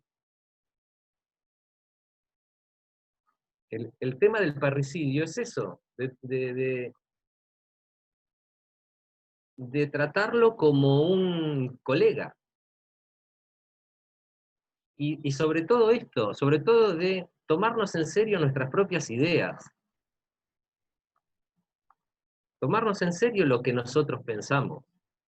Y tomar en serio no es simplemente decir, bueno, explicamos lo que quiso decir el autor o la autora, y después al final, más o menos ahí tímidamente, yo digo, bueno, esto que yo creo. No, tomarse en serio las propias ideas es relacionarse con nuestras ideas como el padre se ha relacionado con sus ideas. Es decir, intentar hacer el esfuerzo de intentar formular de la manera más adecuada y rigurosa posible qué es lo que pensamos. Eso es tomarse en serio, a mi juicio, esto puede ser obviamente criticable, pero a mi juicio eso es lo que está en juego en el pensamiento filosófico. Es relacionarnos con nuestras ideas como se relacionan los padres con sus ideas. Ese gesto es copiarle, porque cuando uno ama a un autor o a una autora, lo que ama es el gesto que lo ha convertido en autor o autora. Es decir, lo que se ama al padre no es que se lo venera al padre por ser un padre, sino que se venera al padre por el parricida que es. Lo que se ama en un autor, al menos lo que yo amo en un autor, es el gesto que tuvo, el parricidio que tuvo que cometer ese autor para poder pensar. Y a mí me parece fundamental eso, porque nos pone como en otro lugar. Es esa irreverencia de la que hablaba Borges. bueno, podemos manejar libremente los temas de Europa, del padre. Bueno, hay que hacer reverencia y ponerle. A mí me interesa mucho fomentar eso. Y cuando yo hacía referencia a la institución, me refería a que, en general, es como una actitud o una impronta que uno lo percibe mucho en los estudiantes, sobre todo en los ingresantes y las ingresantes. Hay como ese deseo, esa irreverencia de pensar a igual. Y a mí me parece muy valioso eso. Por supuesto que después hay que ir orientándolo y decirle, bueno, ¿te interesa esto? Fíjate tal libro, tal, pero con el cuidado, un cuidado muy profundo de no romper ese deseo.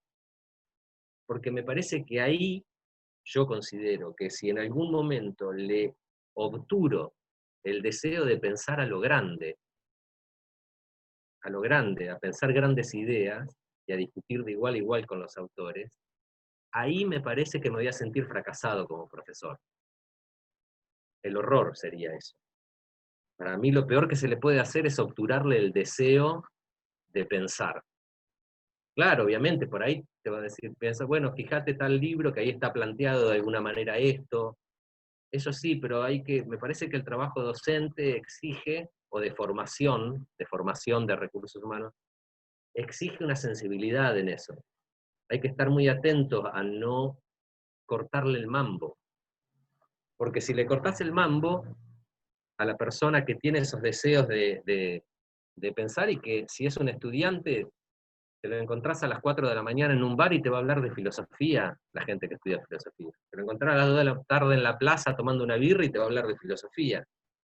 Bueno, si eso se corta, pero que lamentablemente pareciera que es lo más habitual, por eso no deja de ser desolador en un punto, porque eso pareciera ser que conforme se avanza en la carrera, se pierde eso. Y a mí, tal como yo lo veo y como pienso la filosofía, si se pierde eso, se pierde todo. Entonces lo que yo me pregunto es si no hay algo en nuestra función, y yo lo hablo desde adentro, desde un espacio que valoro muchísimo, si no pasa algo en esa formación que termina como atentando contra ese deseo. Me parece que ahí la limamos, si pasa eso. Yo es lo último que quiero que pase con alguien. Si se pierde esa reverencia y uno se termina convirtiendo en una especie de, no sé, como les decía, para mí es mucho más valioso el error de alguien que intente pensar que la precisión meticulosa de un especialista. Sinceramente. A mí me parece, bueno, eso es lo que yo creo. Pero ¿y qué sería un error? Y un error, por ejemplo, postular una idea y que sea refutada por otro. O que sea criticada porque, no sé, no, es un delirio, o, bueno, eso ya lo dijo tal. Ese tipo de cosas. Eh, Yo creo, ahí también hay una especie de ética, me parece, de cada uno. Yo en la medida de lo posible siempre trato de citar a todo el mundo cuando noto que estoy tomando una idea de alguien, trato de explicitarlo a eso, siempre. Y probablemente todas las ideas sean tomadas. Lo que hay que tener es la honestidad muchas veces no te das cuenta. También pasa algo, creo yo, cuando con los autores y autoras que más amamos, que no aprendemos tanto solo los contenidos de su pensamiento, sino aprendemos una especie de estructura de pensar. Los incorporamos a tal punto, nos poseen a tal punto, que casi inconscientemente pensamos el mundo y nos pensamos a nosotros mismos a partir de ese pensamiento. Nos generan como una especie de configuración y reactualización de nuestro sistema operativo. Y bueno, es genial eso. Incorporar eso me parece que está buenísimo.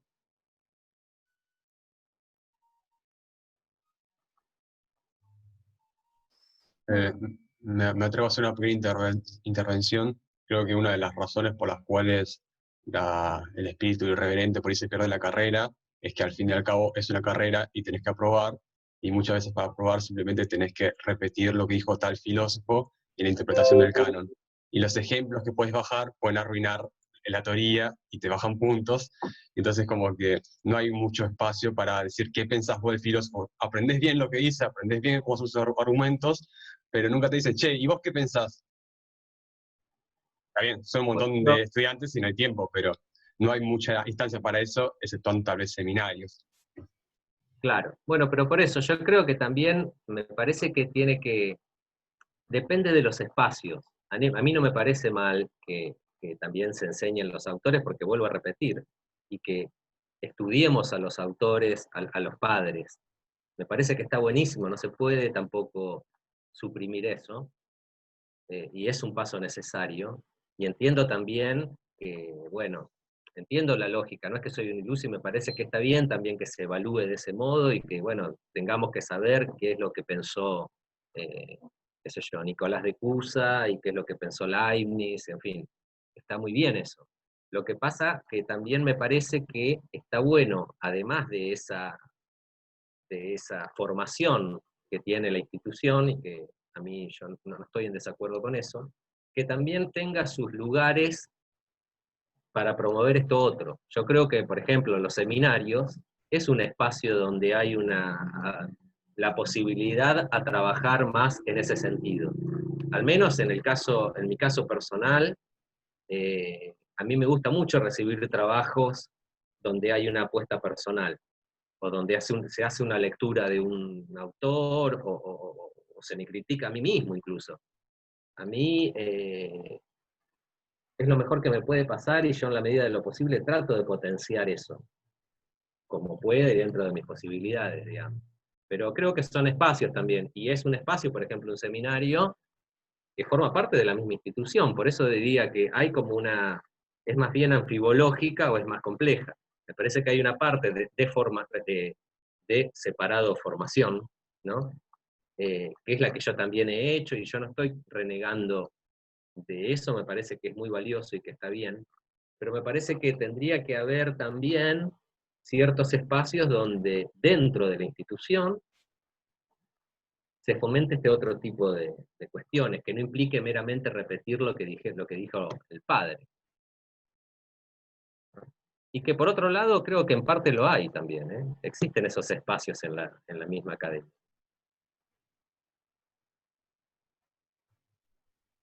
Bien. Nicolás Torres Reza tiene una pregunta. ¿Puedes prender el micrófono y la cámara, Nicolás? Hola, ¿me escuchan? Sí. ¿Me escucha? Bárbaro. Bueno, primero me encantó la charla, Germán, y me encantó la metáfora del aire y de la voz. Eso me encantó. Y bueno, la pregunta que te quería hacer venía un poco de la mano de lo que dijiste a lo último, de que en realidad no es una pregunta para Germán, sino para todos. Y también creo que es una pregunta, como muchas de las que nos hacemos, que no la vamos a poder responder completamente hoy. ¿Qué espacios podemos crear desde la academia, desde la institución de la que formamos parte, para incentivar a esa segunda etapa, a esa etapa parricida, a producir contenido filosófico nuevo? Eh, bueno, esa es la pregunta y es algo que, bueno, personalmente lo vengo pensando y me gustaría tirar eh, dos, tres cosas que vine pensando, también para preguntarles qué opinan. Yo lo que pensé fue, bueno, promover que se escriba, incentivar el ensayo como forma de escritura. Y también, también lo que vengo pensando es, bueno, promover que se formen talleres de filosofía, eh, abrirlos a la comunidad y, bueno, tratar de hacer algún trabajo de los medios de comunicación. Creo que esos tres esos 3 lugares serían estratégicos, digamos. Así que, bueno, les pregunto a Germán, a todos qué opinan, qué les parece, qué han venido pensando. Bueno, eso.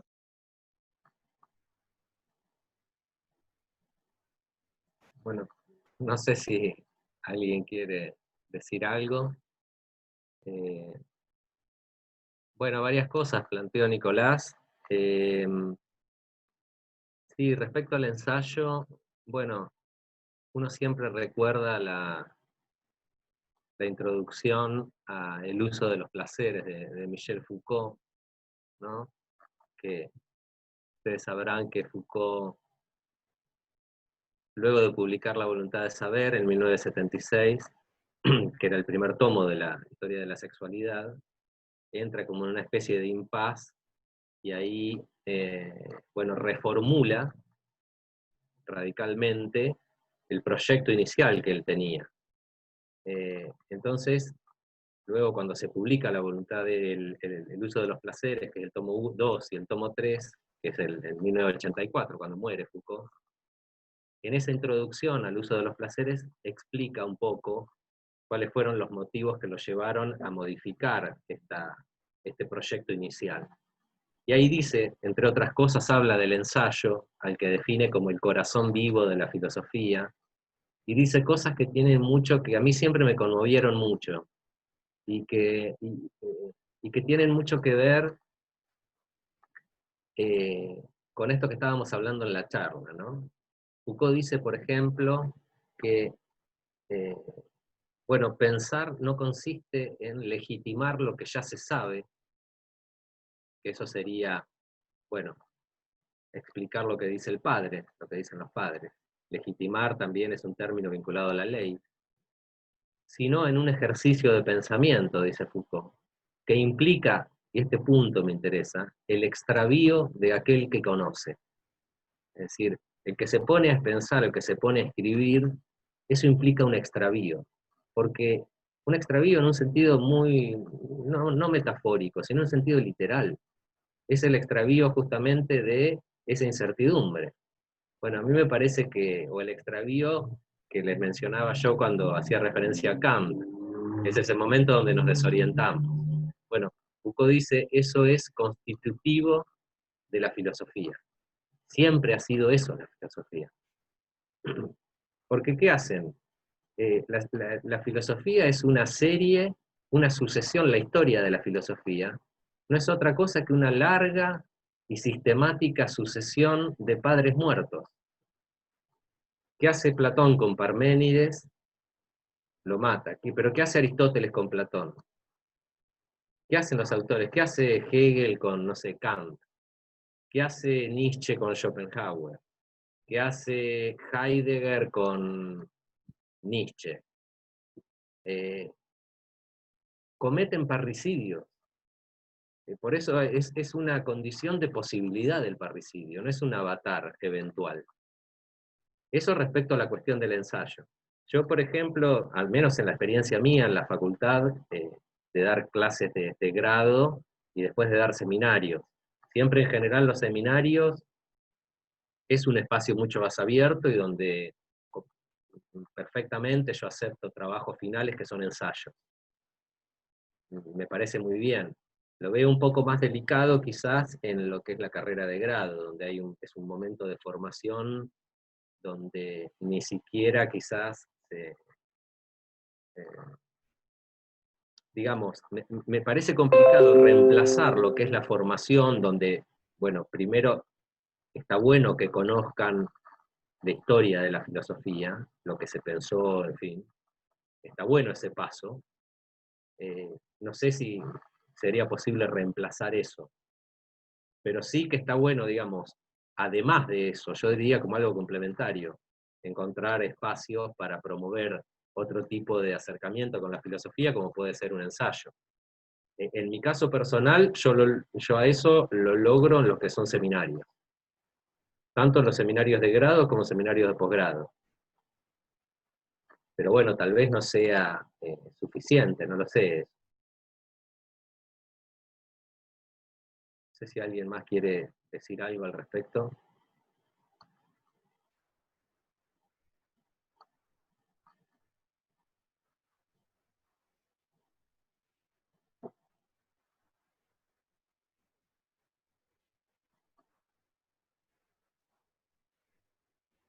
Bueno, ya siendo cerca de las 8, creo que podemos dejar 2 preguntas y terminar, porque es bastante extensa.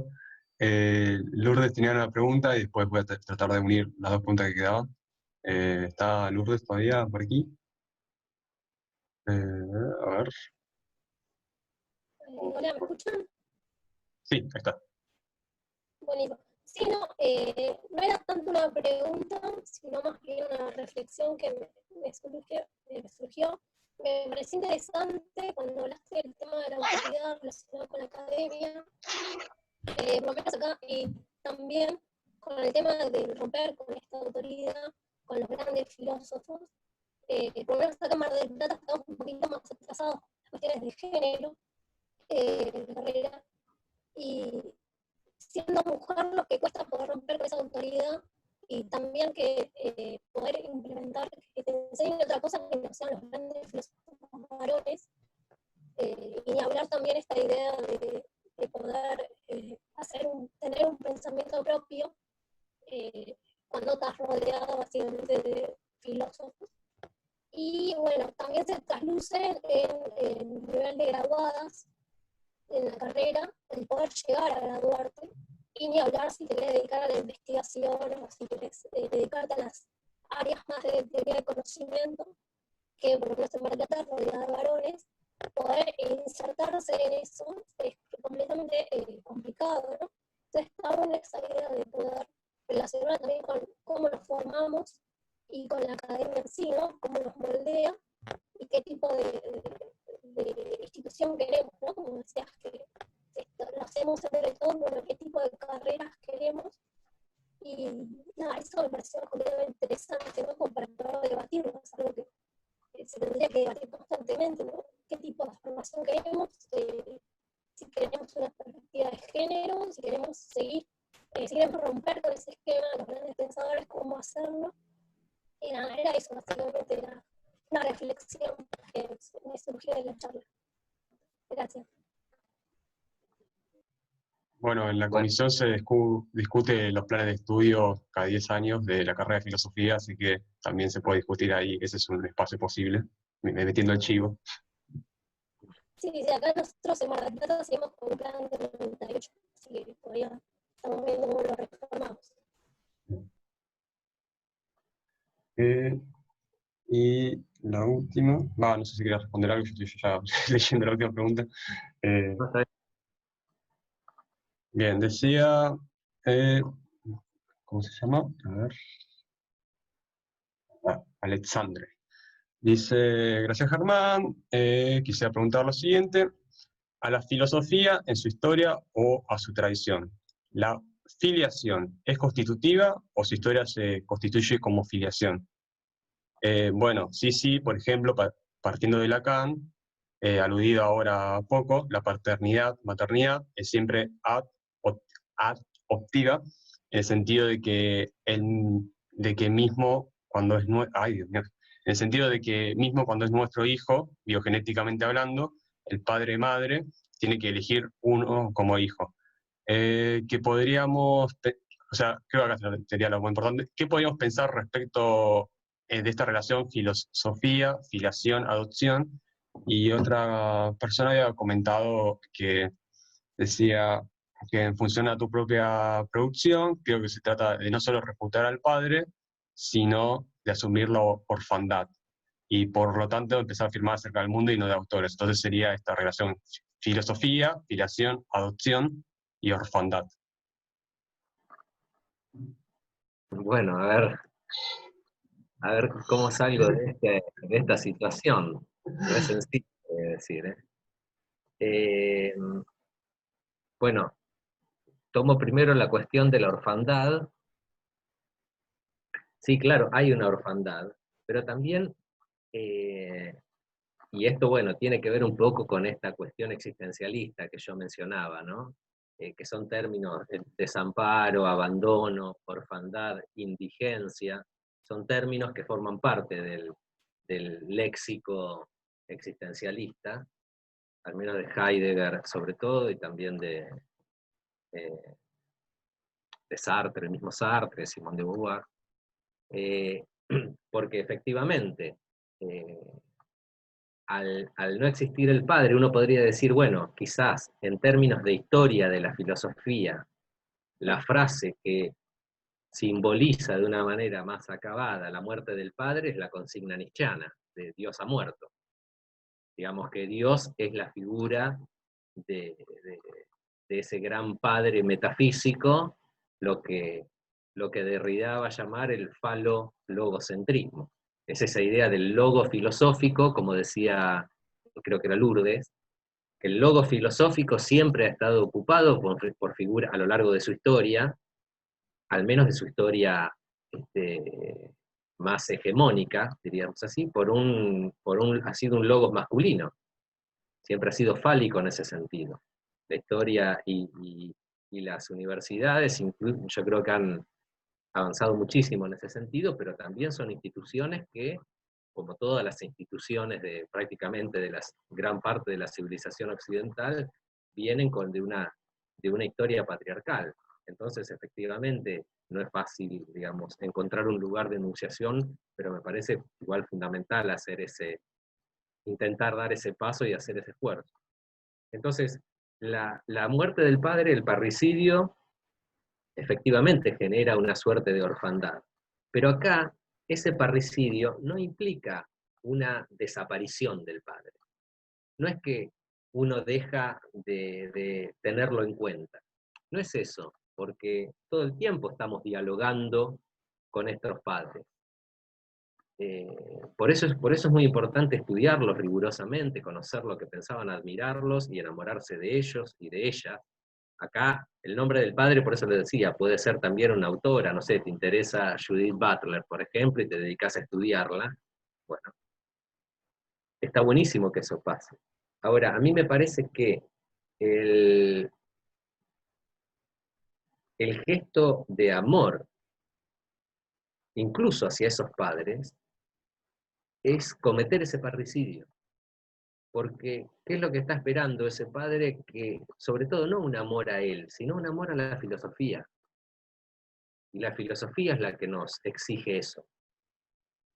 Es el pensamiento el que nos exige eso. Entonces ahí sí hay una orfandad, pero es una orfandad donde que no es que somos huérfanos porque no hay padre, porque el padre ya ha desaparecido. No, está ahí, pero ya la relación con él se ha modificado. Ya hablamos desde otro lugar, por eso de igual a igual. Nos relacionamos con el padre, es como ese momento donde vos, bueno, descubrís que tus padres tienen un montón de defectos y ya no eran perdés esa idealización. Bueno, lo mismo sucede quizás con los autores y las autoras que estudiamos. A mí me parece que está bueno eso, que suceda, ¿no? Y respecto de la cuestión de la adopción, no terminé bien de entender a dónde apuntaba la pregunta y la filiación.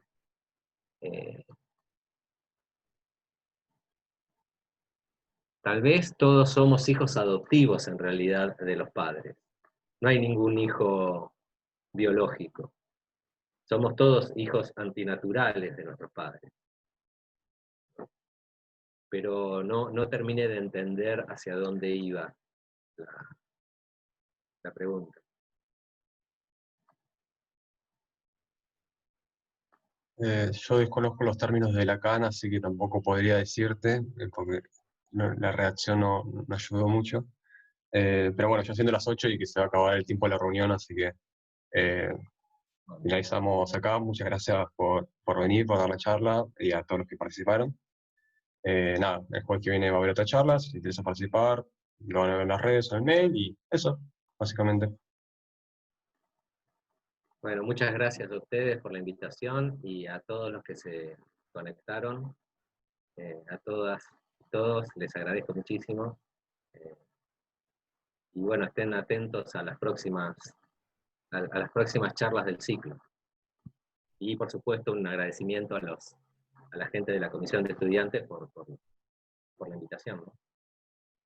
Bueno, muchas gracias. Adiós. Adiós, gente.